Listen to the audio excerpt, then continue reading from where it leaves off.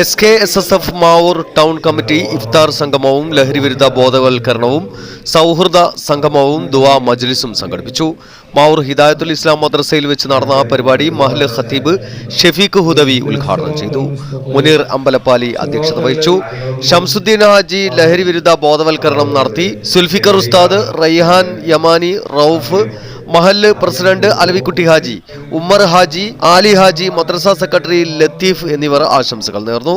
Ummer master, Ashraf Babu, Shamsuddin Pattappil, SKSSF president Rayees MP, secretary Shihab, CK Muhammad Ali, Ahammad Kutty Poolakkode, Azeez P, Muneer P, Dilshad, Irshad P, Jaseem, Shakir, TP Mirshad, Aleef, Ijaz Ali, Basid P, Samad, Musavvir Adnan Ali, Ajaz കട്ടിൽ, Irfan, Munavvir, Falaq, Ashiq, Shahul PM തുടങ്ങിയവർ പങ്കെടുത്തു.